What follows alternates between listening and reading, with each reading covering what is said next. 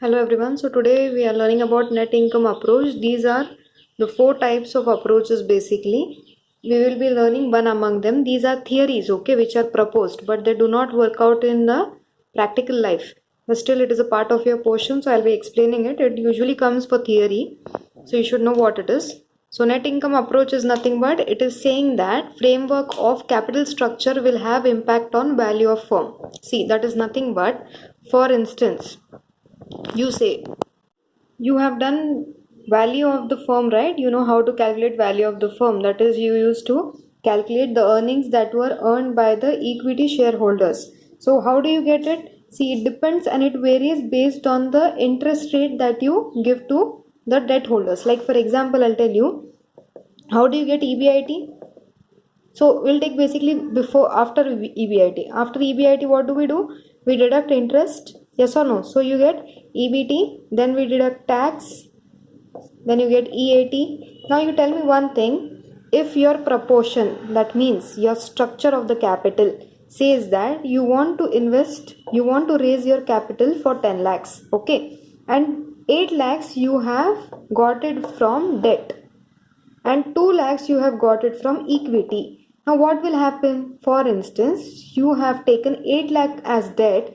You also have to pay them the interest amount. For example, it is 10%. You will be paying every year 80,000 to them. Yes or no? And here what will happen? The returns that will be earned by equity shareholders will decrease. Yes or no? Or we can take it either ways.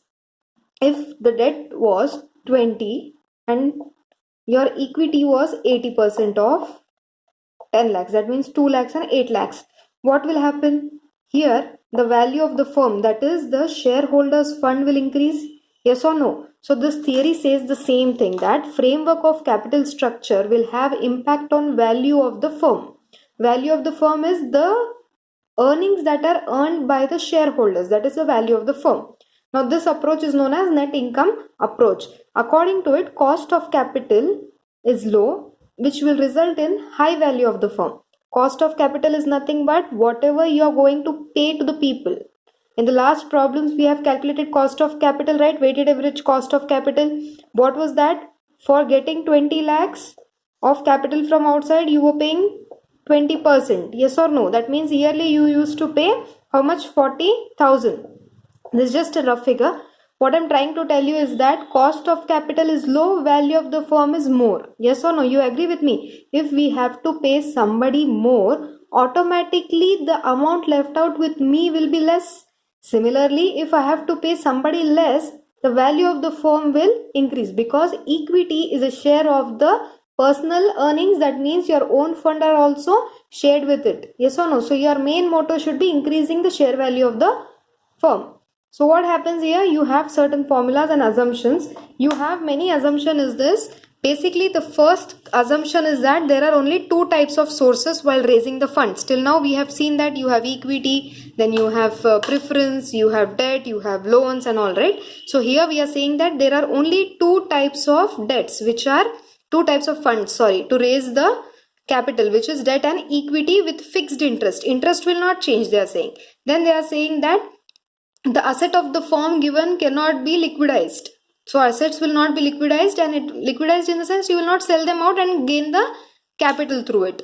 Next they are saying there is no taxation to be calculated, and operating profit of the firm will be given, and expected growth in that profitability will not be increasing. That means operating profit of the firm is, this year if it is 10,000, next year also it will be 10, it will not increase. These are all assumptions, okay? And they're also saying that the certain fixed percentages will not be changing. So all the theory part I will be giving it to you, you need not worry. Now we'll see how to calculate it.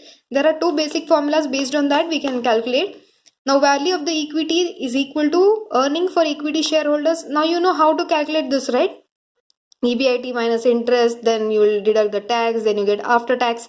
Yes or no? You know how to calculate earnings for equity shareholders divided by equity capitalization rate. Rate will be given to you. Automatically you will know the value of equity. Now value of firm is value of equity plus value of debt. Now how to calculate this? We'll see. See one problem. ABC company's EBIT is 2 lakh rupee. The company has 8 lakhs in 10% debenture. The cost of capital or capitalization rate is 12.5. You are required to calculate value of the firm and overall cost of capital. So first we'll know how to calculate value of the firm, then we'll go for cost of capital. Okay, so what is our assumption saying? Assumption is saying that only we will have two types of the sources. That is, first is equity, second is debt. That is why you have only two. So what we will do is EBIT minus interest on debenture. So what is the EBIT given in the problem? 2 lakh rupee. Interest on debenture. What is debenture? Debenture is given as 8 lakhs and 10%. 10% of 8 lakhs is 80,000 rupees. Now directly after, usually what we do, EBIT minus interest on debentures becomes earnings before tax, right? But here what happens, because they are saying tax is eliminated in the assumption, directly it becomes earning available for equity shareholders. We even do not have preference shares because we have only two types of sources of the funds. Okay, so earning available for equity shareholders is 1,20,000. If you deduct 2 lakhs minus 80,000, it is 1,20,000. Equity capital share is 12.5. It is given in the problem. Now market value of equity, how do you calculate? Very easy. See, earnings available for your equity shareholder divided by the percentage amount. Till now, EPS, how did you calculate? The amount earning left out for your equity shareholders divided by number. Here what you are doing, market value of the equity is found out by earning left out for the equity shareholders divided by the interest rate to be paid to them. This becomes your market value. So 1,20,000 divided by 12.5% is 9,60,000. Now market value of debt is already given directly. Yes or no? They have given that it is 8 lakh rupees. You need not calculate.